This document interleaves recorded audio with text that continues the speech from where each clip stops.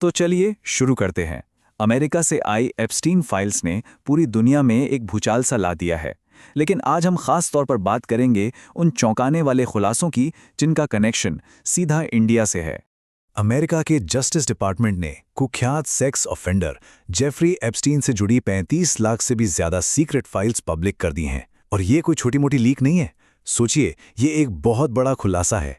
लेकिन जो बात इसे सच में इतना सनसनीखेज बनाती है वो ये है कि ये सिर्फ एक अमेरिकन स्कैंडल नहीं है। ये तो एक ग्लोबल मकड़जाल है जिसमें दुनिया के सबसे पावरफुल लोग फंसे हैं। राष्ट्रपति, प्रधानमंत्री, अरबपति और अब पहली बार इस जाल में इंडिया के कुछ बहुत बड़े नाम भी सामने आ रहे हैं। अच्छा, आगे बढ़ने से पहले जरा ये समझ लेते हैं कि आखिर ये मामला है क्या। जेफरी एप्स्टीन एक बेहद अमीर और ताकतवर इन्वेस्टर था, लेकिन साथ ही वो एक दोषी यौन अपराधी भी था। और ये जो फाइलें हैं ना, ये उसी के मेंटेन किए हुए रिकॉर्ड्स हैं जो अब एक एक करके दुनिया के सामने आ रहे हैं। तो ये एप्स्टीन फाइल्स आखिर हैं क्या? देखिए, ये एप्स्टीन के खुद के डॉक्यूमेंट्स, ईमेल्स और लॉग्स का एक जखीरा है। मतलब वो अपने और अपने पावरफुल दोस्तों के काले कारनामों का पूरा कच्चा चिट्ठा खुद ही मेंटेन करता था। और क्योंकि ये सब एक अमेरिकी कानूनी आदेश के तहत जारी हुआ है, इसलिए पूरी दुनिया में इतनी खलबली मची हुई है। अब एक सवाल उठता है कि भाई अगर इन फाइलों में सिर्फ नाम आने से कोई मुजरिम साबित नहीं हो जाता तो इतना हंगामा क्यों? वो इसलिए क्योंकि ये फाइलें हमें पर्दे के पीछे की वो दुनिया दिखाती हैं जहां पॉलिटिक्स के तार कैसे और कहां तक जुड़े हैं, कैसे हाई लेवल पर नेटवर्किंग और फिक्सिंग होती है, और कुछ लोगों की दरिंदगी की कोई हद नहीं होती। इंडिया में क्या हो रहा है उसे ठीक से समझने के लिए ना पहले ये देखना जरूरी है कि दुनिया के दूसरे डेमोक्रेटिक देशों ने इन खुलासों पर कैसे रिएक्ट किया है। तो चलिए एक नजर डालते हैं कि बाकी दुनिया में क्या हुआ। यूके की बात करें तो वहां लेबर पार्टी के लीडर कियर स्टारमर पर जबरदस्त प्रेशर है।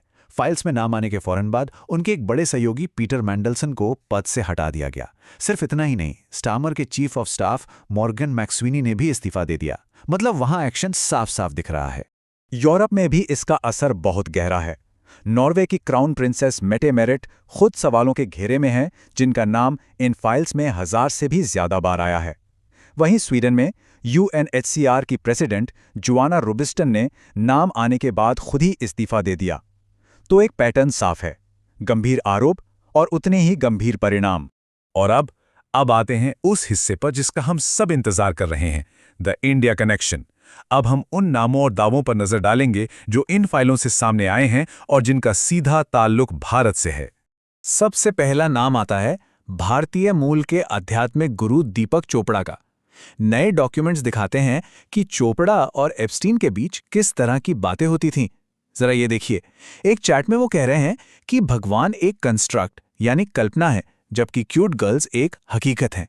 ये बातचीत अपने आप में ही बहुत कुछ कह जाती है। अब बात करते हैं बिजनेसमैन अनिल अंबानी की। फाइल्स में उनका नाम सीधे सीधे आया है।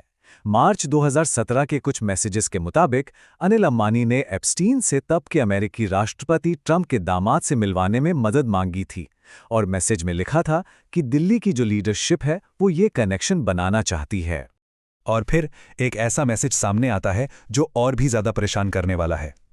एक स्क्रीनशॉट में एप्स्टीन अनिल अंबानी से एक टॉल स्वीडिश ब्लॉन्ड यानी एक लंबी गोरी स्वीडिश लड़की का इंतजाम करने को कहता है, और इस पर सिर्फ 20 सेकंड के अंदर जवाब आता है, हाँ, अरेंज कर दो। ये हाई लेवल फिक्सिंग और पर्सनल रिक्वेस्ट के बीच के उस भयानक फर्क को दिखाता है।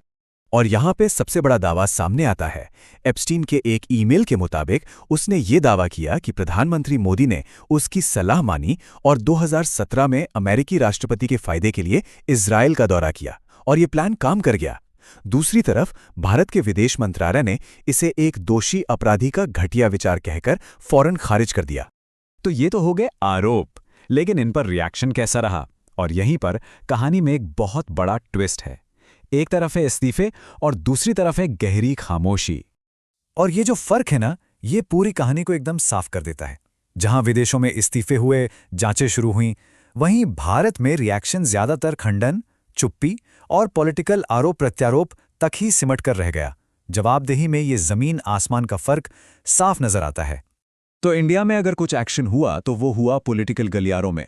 तृणमूल कांग्रेस की सांसद महुआ मोइत्रा ने केंद्रीय मंत्री हरदीप सिंह पुरी के खिलाफ एक तरह से मोर्चा ही खोल दिया।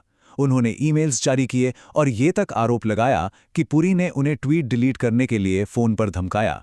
वहीं पुरी का कहना है कि उनकी मुलाकातें सिर्फ बिजनेस के लिए थीं और उन्हें एप्स्टीन के क्रिमिनल रिकॉर्ड के बारे में कुछ पता ही नहीं था। और मामला सिर्फ विपक्ष तक ही नहीं रुका। बीजेपी के ही पूर्व सांसद सुब्रमण्यम स्वामी ने भी हरदीप पुरी पर गंभीर सवाल उठाए। लेकिन यहां एक बहुत दिलचस्प डबल स्टैंडर्ड दिखता है।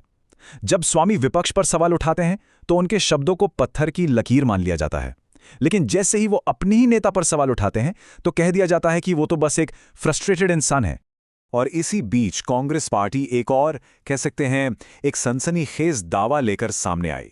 उनका कहना है कि अमेरिका के जस्टिस डिपार्टमेंट की वेबसाइट से भारत से जुड़ी 50 से 60 फाइलें रहस्यमयी तरीके से हटा दी गई हैं और ये सब हुआ है हाल ही में इंडिया यूएस के बीच एक डील साइन होने के ठीक बाद।